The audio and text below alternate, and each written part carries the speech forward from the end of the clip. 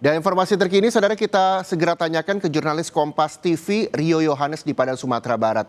Selamat siang Rio, pasca banjir bandang bagaimana upaya pembersihan di permukiman warga hingga siang ini?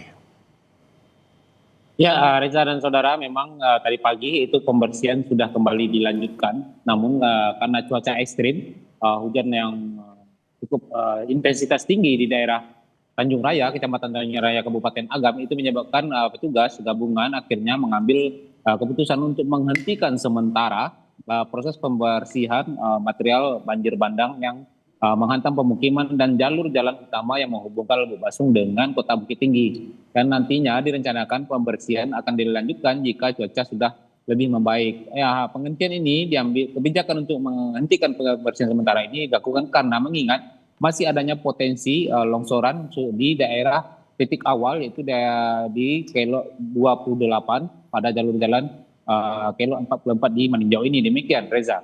Ya, ketika memang masih ada potensi banjir susulan yang juga mengkhawatirkan bagi warga, lalu bagaimana dengan kondisi warga banjir bandang? Apakah memang sudah diperbolehkan untuk kembali ke rumah? Ya, sejauh ini untuk daerah Tanjung Raya, Kecamatan Tanjung Raya, itu Nagari Maninjau, itu sejak tanggal 27 November yang lalu, itu warga sudah mengungsi. Ada 4 titik pengungsian yang disiapkan untuk warga yang mayoritas adalah di daerah masjid. Pertama di Musala Sekolah SMA 1 Negeri Tanjung Raya, yang kedua Masjid SMP Tanjung Raya, lalu di Masjid Agung dan Masjid di Kecamatan Tanjung Raya ini. Ada 4 titik yang ditempatkan untuk pengungsi. Sejauh ini memang pengungsi menyebutkan bahwasanya mereka untuk kebutuhan logistik dan perlengkapan tidur itu sudah sangat mencukupi, namun sejauh ini masih kekurangan untuk pasokan air bersih. Warga berharap nantinya pembangunan huntara yang direncanakan dibangun di Jorong Bancah itu bisa segera terrealisasi sehingga mereka bisa pindah ke tempat yang lebih layak lagi di huntara. Demikian, Reza.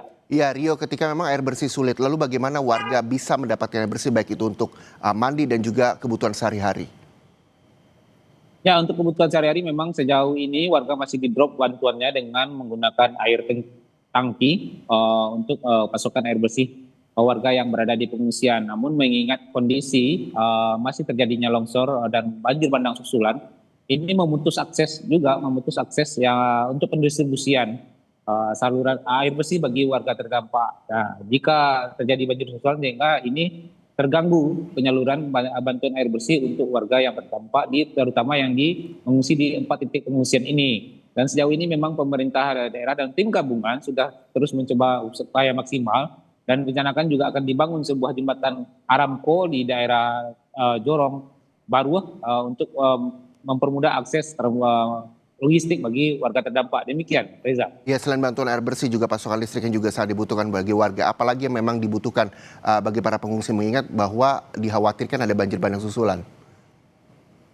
Ya, sejauh ini memang warga masih sangat dihantui dengan kondisi cuaca hingga masih besar potensi terjadinya banjir bandang susulan. Mengingat di daerah titik awal longsoran ini di titik 28, Kelok 28 ini masih ada material-material yang rapuh yang berkemungkinan besar akan longsor kembali jika cuaca hujan melanda di daerah kawasan Danau Maninjau. Dan saat ini memang untuk itu warga sangat berharap adanya percepatan pembangunan huntara yang sejak awal sudah direncanakan di daerah Jorong Bancah. Jika huntara ini bisa segera ditempati, warga tentu akan merasa lebih nyaman karena berada di tempat yang lebih aman dan jauh dari bencana. Demikian, Reza.